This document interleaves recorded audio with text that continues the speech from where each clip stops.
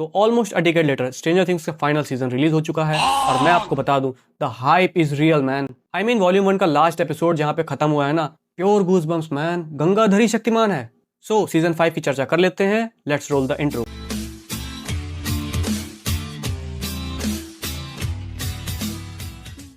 अब इस वीडियो में बहुत सारे मेजर स्पॉयलर्स होने वाले हैं, तो अगर आपने सीजन 5 नहीं देखा है तो आप पहले वो देख के आइए, फिर ये वीडियो देखिए। एक्चुअली शुरू से स्टार्ट कर लेते हैं, रिकैप भी हो जाएगा।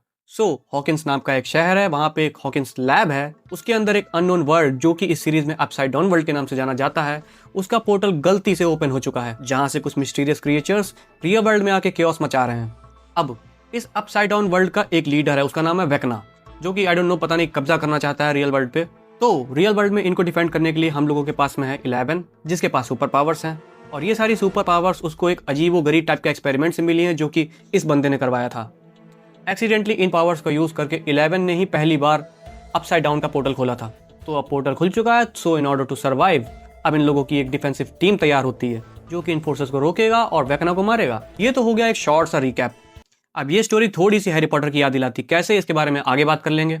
सीजन 4 की एंडिंग एक ऐसे क्लिफ हैंगर पे हुई थी, जहां पे अपसाइड डाउन वर्ल्ड की एक बहुत लंबी चौड़ी सी रिफ्ट ओपन हो चुकी थी, जो कि कन्वर्ज हो रही थी हॉकिंस लाइब्रेरी में। हम लोगों को ये भी पता चल गया था कि वेकना असल में मारा नहीं है, वो जख्मी है, just like Voldemort. I mean उसकी भी नाक नहीं है। इस नोट पे सीजन 4 की एंडिंग हो गई थी। हम लोगों को लग रहा था कि वेकना मर चुका, पर असल में ऐसा नहीं था। सीजन 5 में इतना कॉम्प्लिकेटेड सिनेरियो चल रहा है कि अब मिलिट्री इन्वॉल्व हो चुकी है इस मिशन के अंदर, और मिलिट्री ने हॉकिंस लाइब्रेरी को ही अपना बेस बना लिया है। पूरा शहर लॉकडाउन में जी रहा है, हॉकिंस वालों को अब इसकी आदत हो चुकी है। बाकी जो रिफ्ट ओपन हुई थी उसको मेटल शीट्स के द्वारा कवर कर दिया गया है, और सिर्फ एक अपसाइड डाउन का वर्ल्ड बचा हुआ है, जो कि खुद हॉकिंस लाइब्रेरी है। तो अपनी डिफेंसिव टीम कुछ क्रॉल्स करती है वेकना के कुछ ट्रेसेस ढूंढने के लिए। अब क्रॉल बेसिकली एक स्ट्रेटेजी है जिसमें हॉपर को मिलिट्री के ट्रक्स के द्वारा अपसाइड डाउन वर्ल्ड में भेज दिया जाएगा, और रियल वर्ल्ड में स्टीव और डस्टिन उसको ट्रैक करेंगे, कुछ ट्रेस मिलने पे कम्युनिकेट करेंगे। Military time to time upside down world में सप्लाईज के लिए जाया करती है। अब सीजन 5 की स्टार्टिंग से अगर आप नोटिस करेंगे तो जो अपना विल वायर्स है, जिसके आसपास ये स्टोरी घूमती है, अगर आप थोड़ा सा पैटर्न समझो तो लोग उसको इस सीजन के अंदर प्रोत्साहित कर रहे हैं, एक तरह से चने की झाड़ पे चढ़ा रहे हैं कि तू तो मसीहा है। आई मीन हैरी पॉटर में भी यही हुआ था। आप क्रोनोलॉजी समझो, विल बायर्स से शुरू हुई है तो उसी पे जाकर के खत्म होगी। खैर, उधर क्रॉल्स चल रहे हैं, और यहाँ पे हॉली व्हीलर, जो कि माइक की छोटी बहन है, उसको एक अननोन पर्सन मिस्टर वॉटसिट के नाम से दिख रहा है, जो कि बाद में पता चल जाता है इवेंचुअली कि वो वेकना ही है। वो हॉली व्हीलर को किडनैप करके अपसाइड डाउन वर्ल्ड में ले जाता है। आई डोंट नो वेकना की क्या फैंटेसीज है बच्चों के साथ में।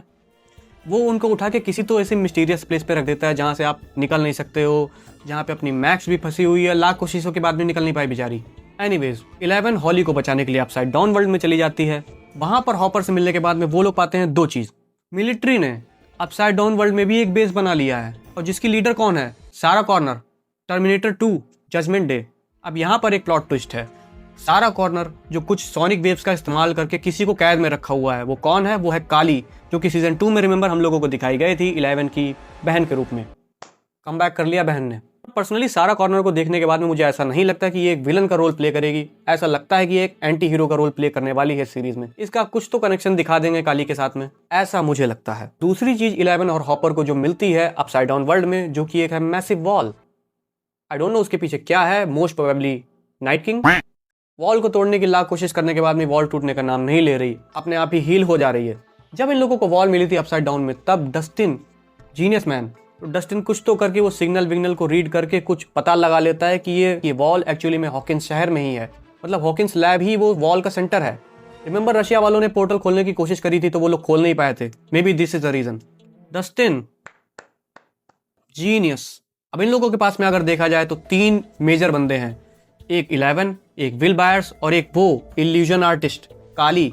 और उधर विल बायर्स की शक्तियां हाइव माइंड से और भी ज्यादा मजबूत होने लगी हैं। अब हाइव माइंड क्या है, मैं आपको एक सिंपल सी लेमन टर्म में मैं आपको समझाता हूँ कि अगर 5 लोग कुछ एक चीज फील कर रहे हैं और वो पांचों हाइव माइंड से कनेक्टेड हैं, तो अगर एक को पेन हो रहा है तो सारों को पेन होगा। तो बेसिकली इस तरह से हाइव माइंड काम करता है। विल बायर्स को रियलाइज होता है कि वो वेकना की आंखों से देख सकता है, just like Voldemort हॉर्क्रक्स।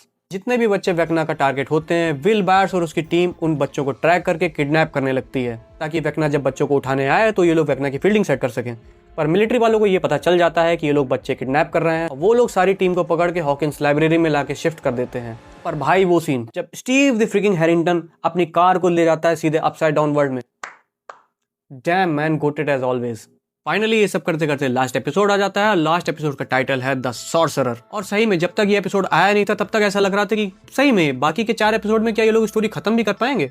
But duffer brothers को बखूबी पता है कि हाइप कैसे क्रिएट करते हैं। ऐसा एंड किया है ना, माँ कसम शरीर का एक एक बाल खड़ा हो गया था। विल बायर्स जो शुरू से ही भोंदू टाइप का लग रहा था, ही फाइनली अनवील्ड हिज पावर्स। अब सीन ऐसा होता है कि सिचुएशन आउट ऑफ कंट्रोल हो चुकी है। कुछ टीम इन लोगों की हॉकिंस लाइब्रेरी के अंदर में है, मिलिट्री की कस्टडी में, और कुछ टीम इन लोगों की अपसाइड डाउन वर्ल्ड में है। अचानक से यहाँ पे अपसाइड डाउन वर्ल्ड के पोर्टल खुलने लगते हैं, सारे डेमोगोगन्स वहां पे आ जाते हैं and eventually Vecna shows up. फिर जो पावर शो करी है ना विल बायर्स ने, बंदा ट्रू और ऑफ आर्मर, गूज बम्स, डेमोगोरन को हवा में उड़ा के वेकना के स्टाइल में मार दिया। एक आठ भर का आदमी ऐसा कर कैसे सकता है। यहाँ पर देखते देखते आप मजा ले ही रहे होते हो सीरीज का, और बूम सीरीज खत्म। अब 1 महीने इंतजार करो आगे के सीरीज जानने के लिए। And hence hype created man. अब इन सब में थ्योरीज तो बहुत सारी क्रिएट करी जा सकती हैं, पर मैं थ्योरीज के ऊपर नहीं जाऊंगा, उससे सीरीज का मजा खराब हो जाता है। Let Duffer Brothers cook whatever they want to do. बस एंडिंग अच्छी से लैंड कर दें, गेम ऑफ थ्रोन्स की तरह हग मत दें, इससे ज्यादा कुछ नहीं चाहिए अपने को। वैसे डफर ब्रदर्स ने काफी ज्यादा कैरेक्टर्स का अच्छी तरह से इस्तेमाल किया है, मतलब कि किसी भी कैरेक्टर को देख के ऐसा नहीं लगता कि ये लैक हो रहा है। सबको इक्वली काम दिया है, सब इक्वली इंपॉर्टेंट फील होते हैं अपनी अपनी जगह पे। बस स्टीव हैरिंगटन और हॉपर को मत मारना, मतलब उन्हीं की प्रोबेबिलिटी सबसे ज्यादा है मरने की। अब मुझे पर्सनली ऐसा लग रहा है इस सीरीज को देखते हुए कि जॉनथन की फील्डिंग सेट है, क्योंकि नैन्सी को उसने एक रिंग ऑफर करी है। पहले सिंपैथी देंगे जॉनथन के प्रति, फिर उसको मार देंगे। आप क्रोनोलॉजी समझो, पैटर्न होता है हर मूवी का। और एक चीज मुझे पर्सनली लगती है कि विल बायर्स शायद माइक को पसंद करता है। अब ऐसा मैं क्यों कह रहा हूँ, शुरू से एक्चुअली में ऐसे हिंट्स मिल रहे थे जिससे ये लग रहा था कि हाँ शायद विल बायर्स माइक को पसंद करता है। एंड पावर्स को अनवील होने से पहले जो भी एक छोटी सी क्लिप दिखाई गई है विल बायर्स और माइक के साथ में, उससे 80% तो ऐसा ही लगता है। असम्पशंस को हटाओ साइड में, सीधा इंतजार करो वॉल्यूम 2 का। एक आखिरी बार नॉस्टैल्जिया फील कर लो, उसके बाद फाइनली द एंड। आप अपने व्यूज कमेंट सेक्शन में जरूर लिखें अगर आपने ये सीरीज देखी हुई है, और अगर आपको मजा आया है तो जरूर बताएं। अगर ये वाला एपिसोड आपको पसंद आया तो हिट द लाइक बटन और सब्सक्राइब बटन को तोड़ दो। फिलहाल मैं चलता हूँ अपसाइड डाउन में वेकना की फील्डिंग सेट करने। मिलेंगे नेक्स्ट एपिसोड में। Be happy, be safe, see you.